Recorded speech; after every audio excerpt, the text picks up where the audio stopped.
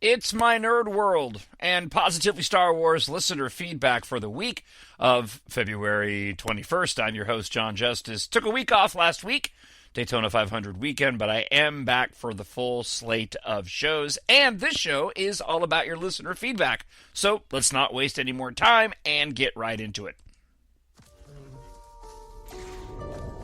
It's an instinct.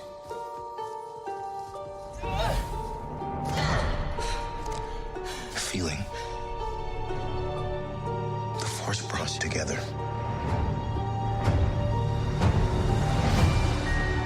We're not alone. Good people will fight if we lead them.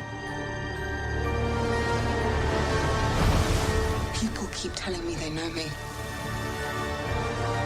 No one does.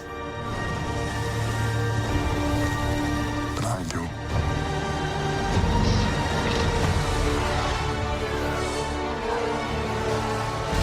Long have I waited.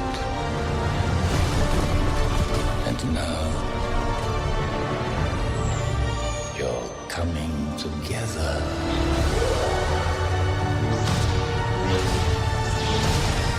Is your undoing.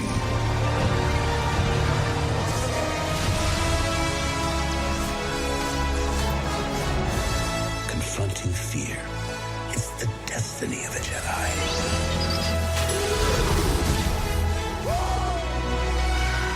Your destiny.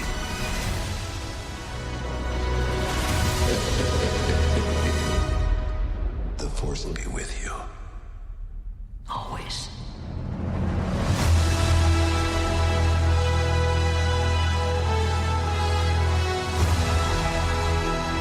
My Nerd World. And thank you so much for being with my Nerd World again this week. I am your host, Jon Justice. It's Positively Star Wars listener feedback, and I took a week off last week. I'm a massive NASCAR fan, as I mentioned on the show. The three things that fill my life with joy, right, underneath God and my family and my job, is Star Wars, NASCAR, and Depeche Mode. So it was nice to take a break, but I'm really excited to get back into the shows this week. So a couple of programming notes to get to before we get into your listener feedback. One, if the show sounds a little different, it's because I'm dealing with some recording issues. I'm having to use some secondary devices to get the show recorded this week, and I have a new microphone that's on the way. You may not notice anything. You may think this sounds completely fine. However, my main microphone crapped out on me, so right now I'm using a goofy headset mic, and the quality, in my opinion, could be better. Also, if you hear young voices yelling in the background, it's because my boys are jointly playing Minecraft right now. One boy is in the room up a flight of stairs from my office, and the other boy is right above my head. So if you hear them yelling, I'm allowing them to yell. That's the reason why they're going in and playing Minecraft.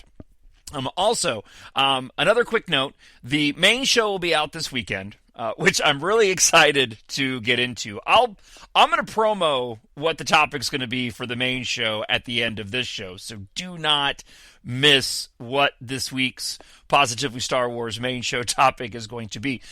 It will only be an audio version, and it's going to be just an audio version for the foreseeable future.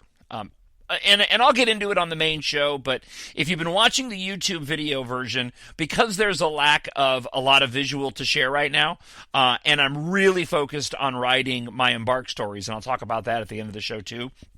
I'm going to stick to just doing a strictly audio show for both of the Star Wars podcasts for now. The video portion for YouTube will come back. The podcast will still be available on YouTube, but it's just going to be the audio version, which is the way that it was for the longest time before I added the video element. But again, because there isn't a lot of video right now, and I'm focusing on doing my books and writing my stories, and it takes another couple of hours to do the video version, I'm just going to focus on doing the podcast version for here on out. So at the end of the show, I will preview what I have on tap for this weekend's Positively Star Wars main show. And I have some really exciting news about my EMBARK stories that it's kind of breaking news, and I'll share that with you on the show, and I'm really, really excited about that. Of course, the show is brought to you by EMBARK, the science fiction space opera series that I am the author of, and a second edition of the first book is available, and again, I'm going to get into all of that on the end of today's show. But with all that being said, 5 minutes into the show, I think I should probably talk a little bit about Star Wars and more specifically your listener feedback this week. I need someone to show me my place in all this. And we got a lot of really good stuff to get to this week. So we'll start off with Otto Bon Kenobi. In reference to the last show, talking about fan service in Star Wars, Autobahn writes this: a little fan service, like giving Chewie a medal, sure, no problem with that. Making Rey a Palpatine, though, heck no. Fan complaints should never drive the actual story, in my opinion. Okay, so I take a little bit, I say issue with that, but it's not really issue. Here's my perspective on it. Unless the writers and the directors come out directly and say, we, like in this case, made Rey a Palpatine because of fan complaints, I'm really hesitant, for me personally, right? And I stress this on the show. This is just my opinion, right? And art is subjective, but I'm hesitant to go and assume that's the reason why. And it's kind of the problem I have with the whole term of fan service, and I got into that on the last show. It's the fact that it really is kind of open to interpretation. I mean, unless J.J. Abrams comes out and says, well, we heard from the fans, and we made her a Palpatine, I am hesitant to go and just assume that's the case. But I actually don't have any issue with that particular aspect of the story. So that's why when it comes to the whole question of fan service, that is another subjective thing about Star Wars that we as fans can talk about and debate. What is fan service? What isn't fan service? And is it or is it not appropriate or okay or relevant? All right.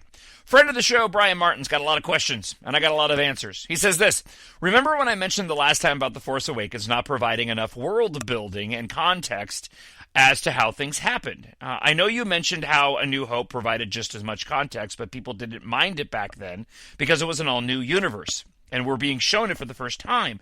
TFA is a sequel to Return of the Jedi, a movie that ended very conclusively. So shouldn't we have at least some decent amounts of explanation in the movies as to what happened in the 30 years between Return of the Jedi and The Force Awakens? And then he also provided a link on details of what he's talking about, including an analysis on the crawls that open each trilogy. Again, this is another item that I think is open. It's very subjective, right? We just now, over the course of the past 5 years, started to get filler material between Revenge of the Sith and A New Hope, which spans about the same time. So where you talk about how shouldn't we have gotten at least some decent amounts of explanation about what happened in the movies in 30 years, this is kind of the way the Star Wars does things. And they fill in the gap with ancillary material. We're getting a little bit more details in The Mandalorian as to what happened after Return of the Jedi, taking place 7 years after the Return of the Jedi. We see remnants of the Empire. Moff Gideon's got the Darksaber. We know, if you watch Resistance, it's a kid's cartoon, but in that we got a little bit more background on what the First Order was doing. It really is just how Star Wars and the content creators operate. So for me personally, I'm okay with that.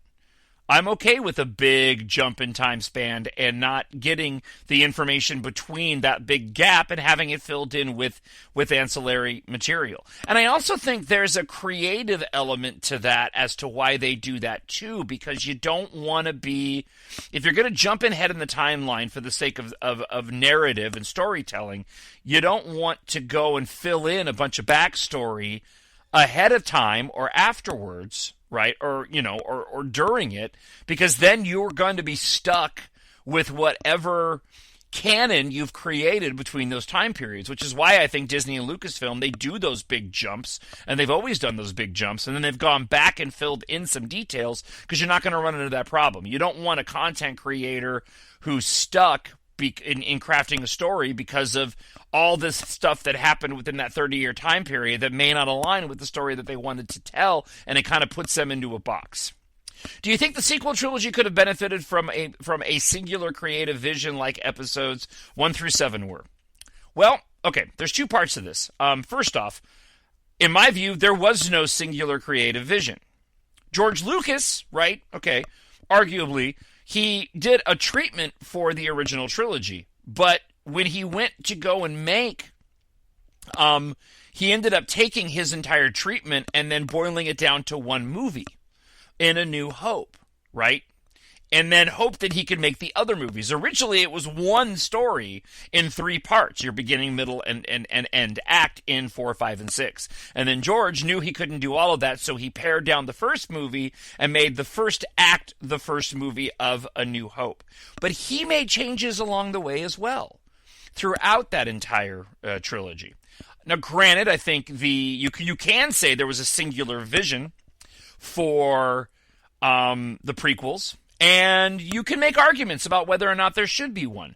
George Lucas did intend for Star Wars to be treated more like James Bond, where you get various directors coming in and telling different aspects of the story. So the sequel trilogy is very much in the spirit of what George Lucas intended in the original trilogy. And I think your desire for a single creative vision is really going to come down to simply how you feel of what you wanted. I am perfectly fine with the way the sequel trilogy ended up playing out, and it's going to be a big focus on the big show this weekend. Since Rey is Palpatine's granddaughter, then that would mean that he would have had to have actually hooked up with somebody at some point. It's pretty disturbing to think about, isn't it? Not necessarily. I mean, look, everybody loves somebody sometime, right? And Palpatine is a bad guy. And he's a creepy guy, but he also had sycophants and followers. Look at Sly Moore in Revenge of the Sith. So, yeah, it's creepy, but it's also not unheard of by any stretch of the imagination. Plus, it hasn't been fully explained. So, considering the fact that he learned from Darth Plagueis, who learned how to cheat death, if we get into the midichlorians and the midichlorians creating life, then you could make an argument that maybe perhaps Palpatine did an artificial force-related midichlorian dark side insemination of somebody. Do you think that there should have been a scene in the sequel trilogy where Luke, Han, and Leia were in the same room together? Because there are some people that seem to think it was a missed opportunity. Again, that's completely subjective and open to each individual's desire. I've said from the get-go, prior to The Force Awakens being released, that I never needed the original 3 of Luke, Han, and Leia to be in the sequel trilogy. For me personally, their stories were told in the original trilogy, and their stories were wrapped up in the original trilogy. I'm glad that we got them in the sequel trilogy, but again, subjectively speaking, in my opinion, I was always about the new characters. Rey, Finn, Poe, Kylo, Ben. That was always my bag.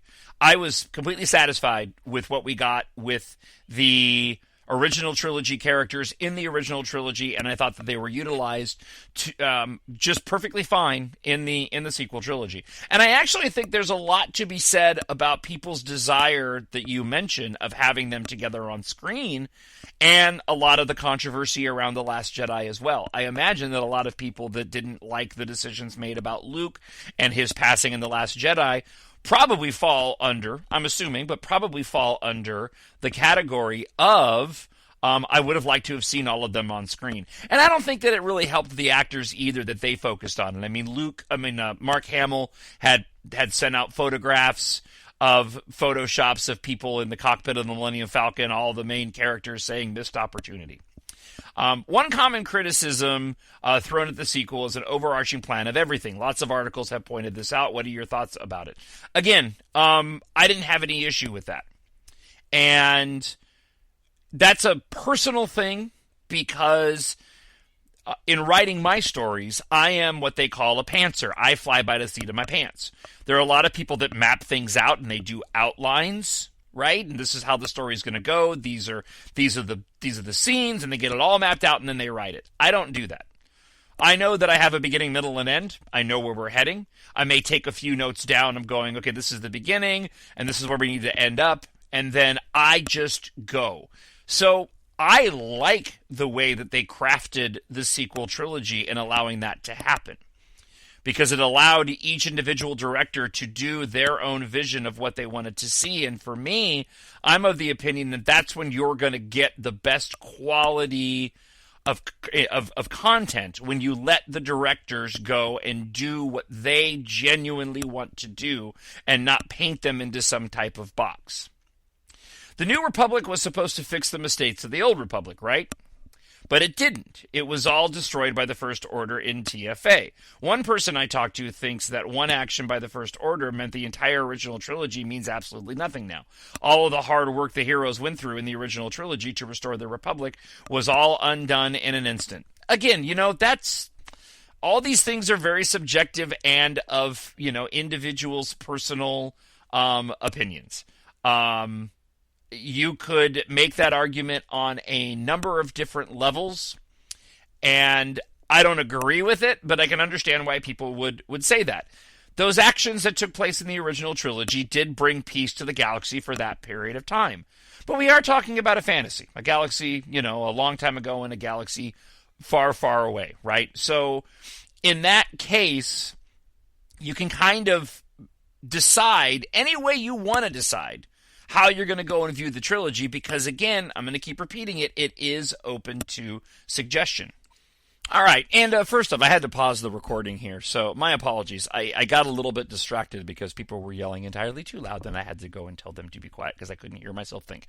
All right, let's get back to your listener feedback. Aurore Amethyst Austrail says this.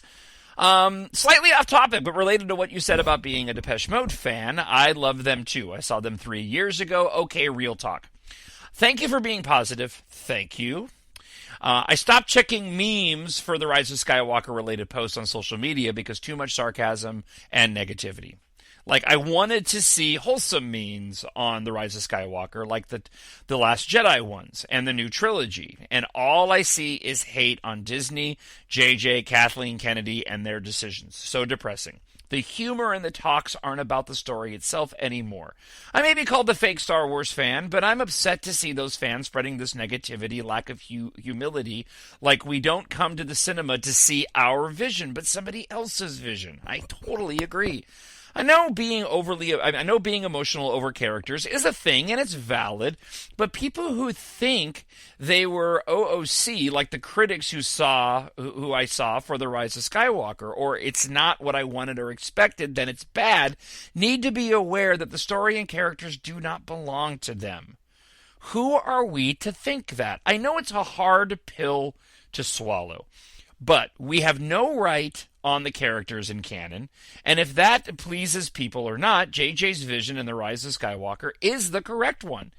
We have what we're given, and no matter how much people claim it's not canon, it won't change a thing.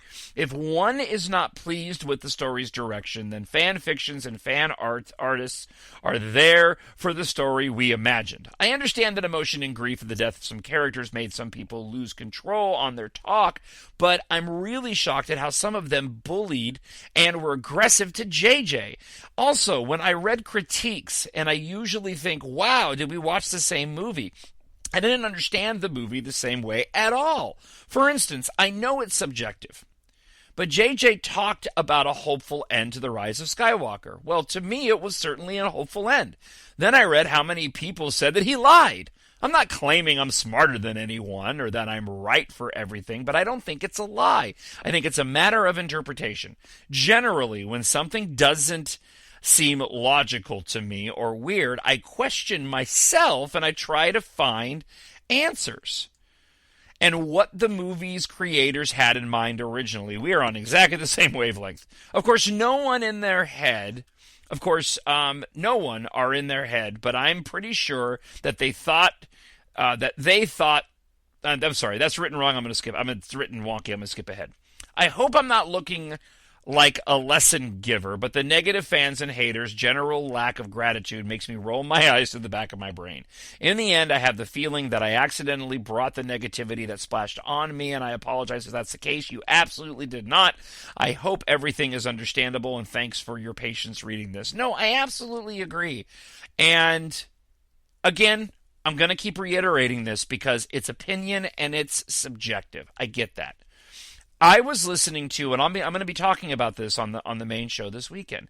I was listening to Rick Carter, who's involved in the production. He's been involved in Avatar and Jurassic Park and Back to the Future, The Force Awakens, and The Rise of Skywalker. And it was fascinating to me because they get into The Rise of Skywalker, and he gets into detail on the thought process that went through him and JJ when crafting the story, and the places they visited, and especially the end on Exegol. What stuck out to me was I'd heard so much negativity and so many people complaining about how it didn't meet what they wanted. The Rise of Skywalker didn't.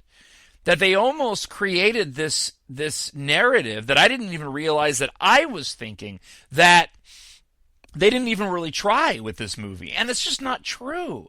They absolutely tried, and they absolutely succeeded, in my opinion. You're entitled to yours, but it really is unfortunate that so many people want to just spread so much negativity. And I don't understand the joy in that. If I don't like something, I don't go and watch something. If I don't like a song, I don't listen to the song. If I don't like a movie, I don't buy the movie and I don't go watch it again. It's really just that simple. I didn't care for Frozen 2. I'm going to give it another chance, but I didn't go online and say, I loved Frozen 1, but this was just like the sequel to the Matrix films or Pirates of the Caribbean, and I didn't do that. I talked to my family about it, but I wasn't mad. I just, didn't do anything for me. Now, granted, I like the Pirates of the Caribbean movies, and I'm the kind of guy that likes all the Matrix films, so what do I know, right? Anyway, thank you so much for the comment. Wasn't negative at all. I appreciate your honesty. Chris Olivo says this. Let's see, make sure that, nope, I'm jumping ahead. I gotta get to Gen G. Gen G says, LOL, love how you say something first and then say spoiler alert after. Thank you, for one. I get a kick out of that. But I also do that when I know that I'm not spoiling anything. Usually that's always going to be the case whenever I go and say something that could have been a spoiler at some point in time, but it's not anymore. All right. On the whole, Game of Thrones versus Star Wars as to what you would like to see. I think part of the argument against that is Game of Thrones was way too gory and sexually explicit for Disney. Let me stop here. I know that you were referring to, okay, they get to this. I know you were referring to the depth of the Game of Thrones, but honestly, I think some of the reason Game of Thrones got so water cooler popular is because the aspects I named. Okay, let me stop here. I do disagree, because I got into Game of Thrones, and it wasn't about the gore or the sex. So, that may be the case for some. I got into it because of the mythology and the lore, not because of the sexploitation, right? Okay. Or the sexposition, they call it. Okay. I don't see Disney going there. I don't either. I don't think with today's culture it will be something where people have parties to watch. Okay. I would be very surprised if Disney ever got that dark, but who knows? That being said, I was impressed with The Mandalorian to be as popular as it was. But I think it had a lot to do with the whole gruff man behind the mask and the cute sidekick formula. It was perfect also that the cute sidekick was with the Force. Not saying it wasn't hitting on more cylinders, but I think Disney did well there all the way around. But I do agree that I love the mythology of Star Wars and the Force, and I want to see it going forward. Cassian's series doesn't excite me at all, just me personally, but I need the mythology and the Force in Star Wars in some way. Let's see. Great podcast, John. Thank you. On a side note, I couldn't make it through the first season of Game of Thrones. Thank you so much, Genji. I always appreciate your comments, as I do all you guys. All right, here's Chris Olivo. It's a shame the box office for Solo essentially killed the future standalone films. I like Solo, but it seemed fans wanted to send a message to Disney, and now we won't be getting any more films. I don't understand our fan base sometimes. You know, I hear you. You know, and I seem like I'm being very contrarian today, and I'm not trying to. But I don't necessarily think that was even the fandom, to be honest. I think that was just, they timed that whole thing wrong. You know, I mean, I guess what I'm saying is it wasn't any sort of campaigns that brought down Solo's box office. It was just timing. And Disney tried to push the envelope when it came to releasing 2 films within 6 months of each other. And unfortunately, with a movie like Solo, that needed more time to sort of percolate. I can imagine that if they had waited until December like Lucasfilm wanted to do, it probably would have done way, way better. All right, Olga K. writes this. The competition for Disney in small screen is already hard, and it will get harder. TV shows after Game of Thrones have to be made with movie quality. Lord of the Rings TV series is in development, right? So whatever a Star Wars TV series are about in the future, they ought to be advanced, and they better be better or preserve the highest quality possible, in my opinion. Whatever Kenobi will be, a movie or TV series, it has to be perfect. I've watched The Rise of Skywalker more than 20 times in the internet already. I'm at 15. Every time it reveals new things for me. Most of the times I stop after Ben's transformation into the Force, but whatever. Maybe I'll get used to it someday. Oh, I have things to say at the end of the show, but I want to keep continuing. Thank you, Olga. I appreciate the comment as always. All right, Star Wars in Game says, "Hey John, great show. How probable is it that we'll see the Millennium Falcon taking off or landing from/at a spaceport on Tatooine in the Kenobi series? Old Ben didn't seem impressed when talking about it in episode 4. Like maybe he's seen it before and it's just in the ship he's seen coming and going." You know, it's funny, Star Wars in Game, and thank you for the comment. You know, I don't know, because there's things that I always expect Disney to go and do, and like I think opportunities that they have, and then they don't do them. So I don't know the logic behind a lot of stuff. You know, like in Mandalorian, we got a lot of quips that had callbacks to, you know, Dune Sea and carbon scoring and, you know, stuff like that in the series, and they're cute. I mean, they're nice little mentions, and I get it, especially when you're on Tatooine, but times when I think they're going to go and tie stuff together and then they don't. And I kind of go, oh, okay, that seemed like a missed opportunity. So I don't know.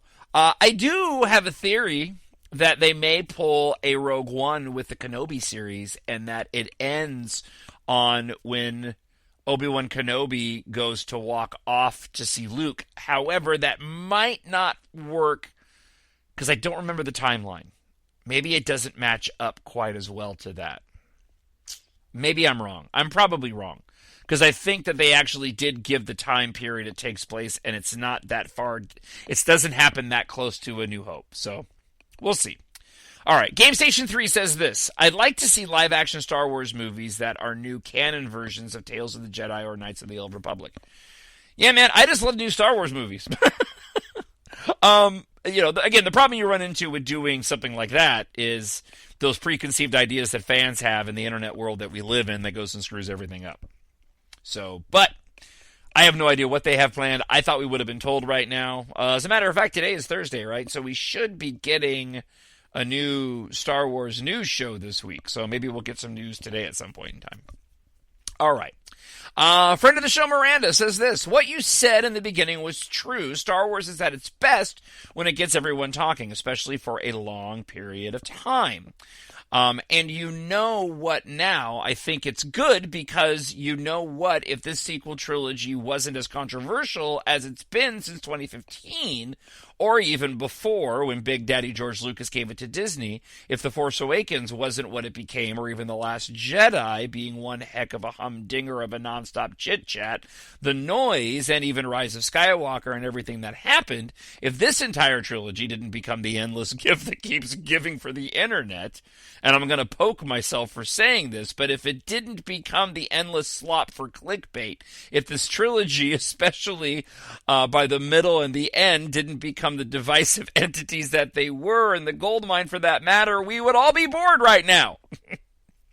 It's almost as if we enjoy the endless Wild West activity that goes on, or it's cannonballs flying out of the pirate ships. Or it's like one big storm happening, and we are all standing in the middle of a tree holding on for dear life. We all get to hold on and stay together. And we do. And we have. Sorry for the ridiculous analogies, but yeah, the sequel trilogy wouldn't be what it is if it didn't give something for people to talk about every day. Miranda, your emails are always entertaining. Thank you. All right, let's see here. This is from Bonnie. Bonnie's got a couple of emails here. Love the new show format. I think it works really well. It kind of feels like more content because we get 2 episodes instead of 1. This is a response to the listener feedback last week where somebody asked if you thought the sequel trilogy was a rehash of Rebels versus Empire. And I think that's what it seems like at first. I thought that myself, but I didn't care because Star Wars. Exactly. The original trilogy is, of course, Rebels versus Empires with the Force as the backdrop, but I kind of feel like the sequel trilogy is a reversal of that, with the power of the Force against the backdrop of the Rebels versus Empire. I agree. That's just what it seems like to me because we've seen so much Force stuff in the sequel trilogy that we'd never seen before. Some people knew about the Force powers from ancillary material, but seeing it is different than reading it, especially if you aren't reading that stuff in the first place. Anyway, that's something I wanted to chime in on. Thanks for providing a positive place in Star Wars. Hi again, John. Just wrapped up listener feedback, and I guess I should have waited until the end of the episode so I could just send one email note for next time. I just had to add that the long comment from Barmag is basically the exact same reaction to The Rise of Skywalker my sister had. My sister, who I usually talk Star Wars with, but because she had the same reaction as Barmag and many others, this outrage of they didn't do it right reaction. I haven't been able to just have fun with her about Star Wars. Not saying she and others like Barmag can't or shouldn't feel the way that they do, but it's just such a shame that they can't let go of how they wanted Rise to play out. Like a Sith, they can't let go of their hate. They can't appreciate the themes in the movies, such as I found, or Chosen Family. For me, being an adopted child, and with my sister, by the way, we're twins, and accepted since day one by everyone on both sides of our family, Rey Skywalker is really just awesome. Or Ben Solo's death. I didn't want it at first, but it's amazing. And now I think of it as, well, he would have lived, but if it hadn't been for the fact that Rey died and he decided to go and give his life for hers.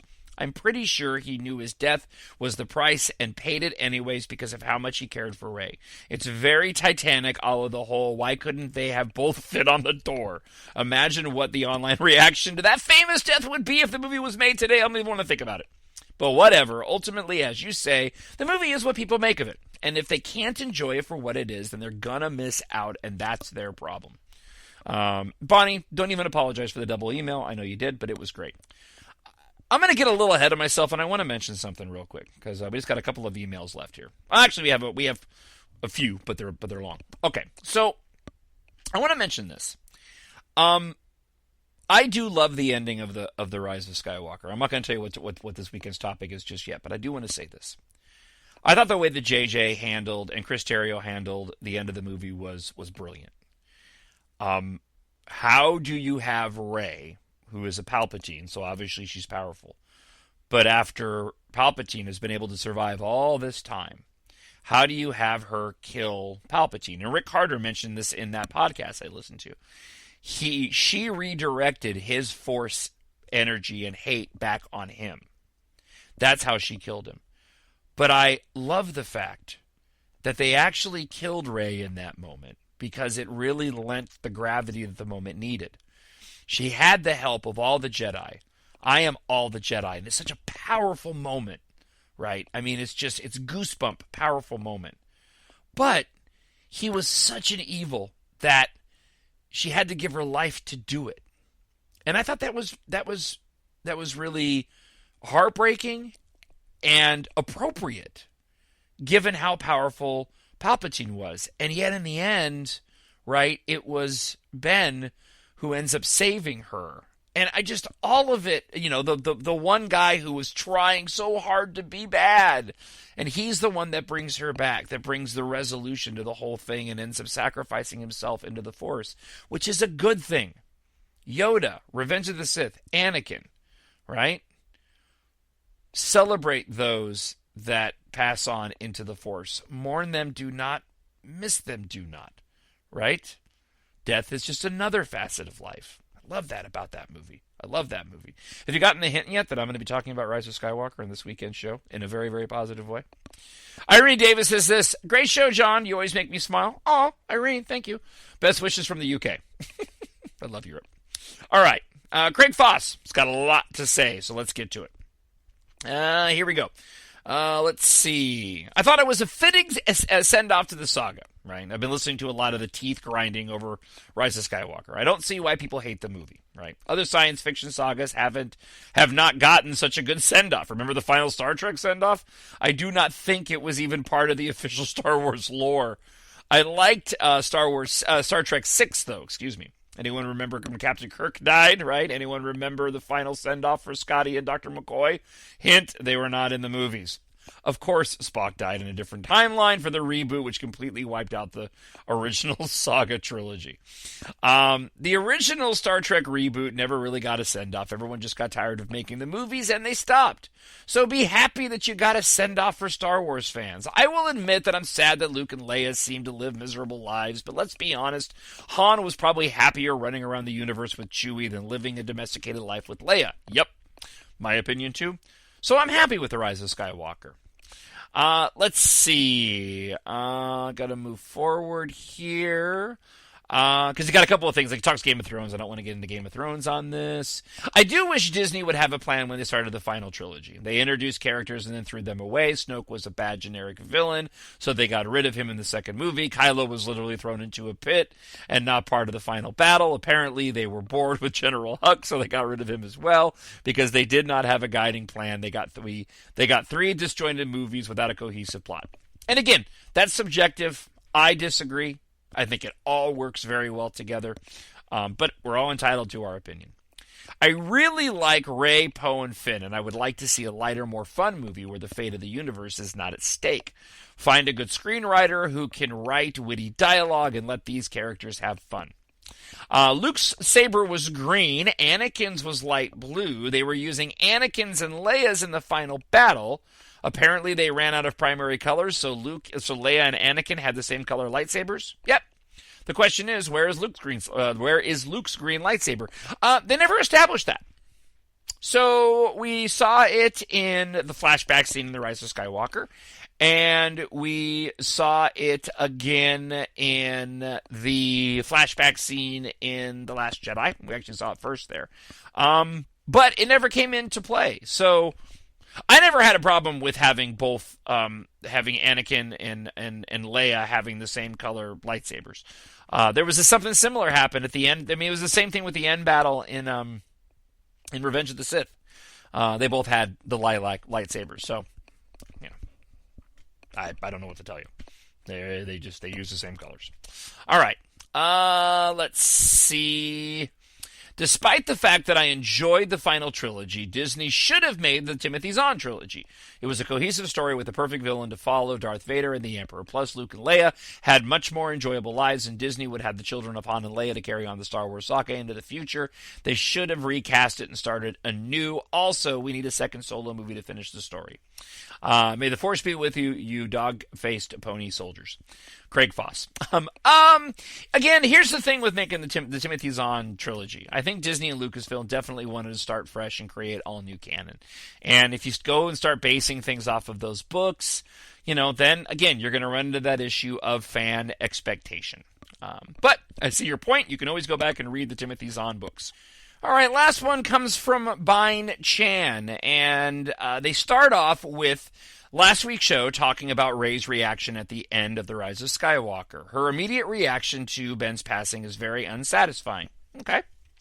He disappears into the Force after a beautiful, selfless act of sacrifice to save the one he loves, but she is not seen reacting to it in a way that would give the viewer an emotional closure. Let me stop right there. I disagree with that. She lays him, he falls down, he transforms into the Force, and then we get a shot of her looking down, and my interpretation of it was she knows that he transformed into the Force. She's been studying, this is my view, my opinion, she's been studying the Force. And again, maybe she's heeding the lesson of Yoda of don't mourn those that transform into the Force. Mourn them, do not, don't, we're not upset for them. Mourn them, do not miss them, do not. Death is just a natural part of life. So I get the desire that people have, and you're certainly entitled to that opinion, to have her sobbing and upset, but I also kind of see it, I see it very much, this is the perfect example, I see it very much in the same way that she reacted to Luke and his passing in The Last Jedi. You know, it was peace and purpose. She was sad, but she was more sad looking at Ben in that moment, but she also understood what happened and his sacrifice. So I was personally fine with it. All right, getting back to Bin Chan. Look back at the fight scene and the death on the Death Star where she stabs him. Her face upon realizing what she has done is devastating. She is desperate to save the man she almost killed in blind rage, even though she obviously loves him. I wanted to take your hand, Ben's hand, and yet there is no such reaction when he actually dies. Why? And again, I just established that I disagree. More so than Rey, Ben has been the central character to the sequel trilogy. Leia, Luke, and Han, their final stories are so deeply connected to Ben's fate, and yet Ben just disappears without a trace, without anyone mourning him, and without appearing as a Force ghost. Okay, let me stop here. Who else is going to, and I don't mean to push back hard, but again, this is just open to interpretation, and it's subjective, so I'm going to give you my subjective viewpoint. Who else is supposed to mourn him? He doesn't have anybody else. Leia's gone, Luke's gone. As a matter of fact, they're probably going to be really happy to see that he transformed into the Force, because he was actually able to go and do that. So whatever plane he's on with Leia, and more than likely his father as well. So again, I don't know who else. We're not going to have the Resistance mourning his death. Okay, everybody else died, who are the bad guys. So those are the only people that would mourn his death, right? Okay. Let's see. For me, it was the most unsatisfying part of the whole trilogy, and there was no reason, no timeline issue, or any established in-universe rule that would have prevented the creators from showing Ben as a Force ghost, or at least allude to his presence in the Force in a different way. It would have been no issue at all to give him and Rey, and subsequently the audience, emotional closure this way. It would have helped the audience to accept Ben's fate and feel with Rey that she is not alone. It would have only benefited the overall story, and Rey's story in particular, without dividing the fandom. I absolutely disagree with that. Here's your problem. First off, there's no way to know what's going to divide the fandom. If not, the fandom is not going to be happy and coalesce around anything anymore. It's just the reality of what it is. If Ben had showed up at the end as a Force ghost, there would have had to have been some explaining to do, right? Luke and Leia. Luke was training Leia. Luke trained with Yoda. Yoda was taught by Qui-Gon, right, how to manifest himself later on. So to have Ben show up there too with the three of them, you start raising, well, where is everybody else? Why aren't the other voices of the Jedi that were heard all showing up there too? So again, I understand your desire to get that, but in my view, it absolutely works without them there. He transformed into the Force, and he's transformed into the Force, right? We never saw Qui-Gon Jinn again either, but that's a different story. All right. Let's see. It's not the fact that he passes anyway, but how the movie depicted it. This is the real issue, I think. Unless the ending was left intentionally ambiguous for a good reason, I don't see why they decided to leave us hanging without a satisfying sense of closure. Okay, and again, keep in mind that there are people, such as me and others, who absolutely do think that that was a satisfying closure to the end of that movie. And I had no problems with Ben transforming into the Force, and I had no problems with him not showing up as a Force ghost later on, at the very, very end. I thought it was completely appropriate to just have Leia and Luke there at the end. And even then, you kind of put a question on it of, were they actually Force ghosts? It was, Rey envisioning that the same way that Han did. I mean, I'm assuming they were Force ghosts. But again, more to my point, you didn't care for it, but a lot of people did. So it's, again, subjective. I tend to believe oftentimes there's not right answers. It's more just, again, how you interpret it and what you take from it. All right, so that's it for listener feedback this week. I hope the audio sounded okay. I'm getting another microphone, so that's good. You may not even have noticed if I hadn't gone in and said anything. So here's the deal. this weekend. I will be doing another show. It'll be the full show. We're going to talk about all of the details surrounding the physical release for The Rise of Skywalker. I'm going to talk about that Rick Carter interview that I mentioned. There's a lot of good stuff in there. We'll talk about Mandalorian. There's a new making of The Mandalorian show that just got released, and it's really fascinating. Because I think it says a lot about what kind of Star Wars movies we can be getting in the future, and how the simplifying of the process of filming to make Star Wars look like it looks. I'm going to get into that in the show. The big A topic for the show, though, is going to be how, in my opinion, I have come to the conclusion that not only is The Rise of Skywalker right now my personal favorite Star Wars movie, I also feel like it's the most entertaining Star Wars movie. I adore this film, and right now, out of all the Star Wars movies, if I was going to go and watch one, I'd be watching The Rise of Skywalker. So I'm going to lay the case on why I think it's the most entertaining Star Wars movie. Right? And look, I'm a big fan of The Last Jedi. I think The Last Jedi is an absolute masterpiece and a work of art. And I find rewatches of that film highly enjoyable. But in terms of straight-up entertainment and Star Wars sort of adventure, swashbuckling adventure space opera, I don't know, man. Of all the Star Wars movies, in my opinion, it doesn't get much better than The Rise of Skywalker. So I'm going to get into it on the big show this weekend. Looking forward to hearing all of your listener feedback.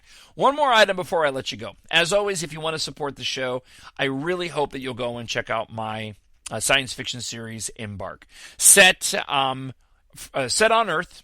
A couple hundred years into the future. I never really lay out the timeline, but it is about 100, 200 years into the future, where flight culture has replaced car culture.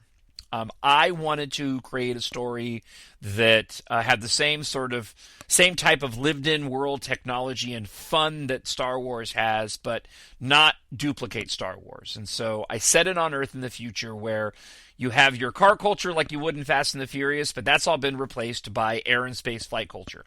People don't have garages. They have hangars to store their flying vehicles roughly the size of trucks. Getting your pilot's license is as easy as getting a driver's license. And weapons are permitted because Earth has decided to take a very broad approach to the right to keep and bear arms. In the first story, Taft Guardia, he is our hero, massive Depeche Mode fan and Star Wars fan in the book too, is in love with a girl, as always happens. The girl ends up receiving a mysterious message from her scientist father that thrusts the both of them and their core group of friends into the middle of this mystery. While this is happening and they unravel this mystery, Earth is facing a industrial global apocalypse, and it's in jeopardy. A corporate madman and his covert army then seek to exploit humanity as they escape to the stars, and our heroes may possess the only means to go and stop the evil Sin Argam. Book 2, I'm not going to get into the details of it, but it continues the story of our characters in a very sort of Empire Strikes Back-esque in tone story that I'm really proud of. I'm proud of all the books. The Vanishing War is being beta read and edited right now. That is the third book in the trilogy. It will be out sometime, hopefully, February, March, probably sometime in beginning or mid-April. That's my plan. So, I do have something else exciting to share, but one more note on the original trilogy. So, now is the time to get the trilogy, and to get the first two books, to get ready for the third book in the trilogy. And I just released the second edition of EMBARK. So why is this important? It's because the biggest complaint that I had on the first book was that it just took too long to get going. I put a lot of exposition in that and world building in the first third of the book. I've fixed that. I've removed about 3,500 words. I've taken a bunch of exposition out and put it and trimmed it way down and put it into a prologue. And now the opening chapters in the first third of the book move a lot faster. So this is the George Lucas inspired, faster, more intense edition. So if you tried the book before and were kind of enjoying it but got bogged down by the exposition, go and pick up the new version. It's only $2.99 for the ebook, $12.99 for the paperback, and then you get a massive discount on the audiobook. The audiobook hasn't changed though, so the audiobook's staying the same. But you can pick up the ebook or the paperback and get the new version and give it another shot. If you want to support the show, that's how you can do it. If you've already purchased the books and you enjoyed them, please go to Amazon.com and leave a positive review. It would mean the world to me. And if you like what you're hearing and you're like, John, I bought the book, so I want to support you, but what do I do? Go and buy a copy for a friend. If you know a friend who's a Star Wars or science fiction fan, right there on Amazon, search for Jon Justice and Embark. And on the right-hand side underneath where you get the purchase details, you can gift it to a friend. As a matter of fact, I gifted myself one because I wanted to make sure that the ebook was the correct version that I had uploaded. And it's really simple. So spend $3, give it to a friend, say, hey, I listened to this guy's Star Wars podcast. I know you read and you like science fiction. It's got a lot of 80s and 90s sort of romance tied into it, a lot of pop culture references. I was very inspired by Ready Player One. So support the show and pick up a copy of my book. It would mean the world to me. The last exciting news I have to share with you is I've already started on books 4 and 5. Now, I know that sounds weird, but I started writing book 4, but then a couple of story ideas popped up, and I realized that I needed to get another book in between The Vanishing War and book 5. So book 4 will be out before the end of the year, and I'm really excited about this. It's going to be a very different book set in the EMBARK universe, right? It's going to be another EMBARK adventure that will fill in some of the gaps. This one's for you, Brian Martin. It'll fill in some of the gaps of time because there's going to be a time jump between The Vanishing War and what'll be now book 5. So there's going to be a book 4, which is going to be kind of my version of a standalone. So it's going to have its own title, and it'll be this story and then an EMBARK adventure, right? Kind of like a Star Wars story, you'll get an EMBARK adventure. I spent about an hour working on it today. It's really fun. I'm really looking forward. It's going to be a shorter story than the other ones that I've written so far, but I'm really excited about it. So we got 2 EMBARK books coming out this year. We'll have The Vanishing War book 3, and then this fun little sort of filler story that I'm writing right now that'll be out just a few months after The Vanishing War. So go to Amazon.com. Please pick up a copy of the ebook, the paperback, or the audiobook if you haven't done so far.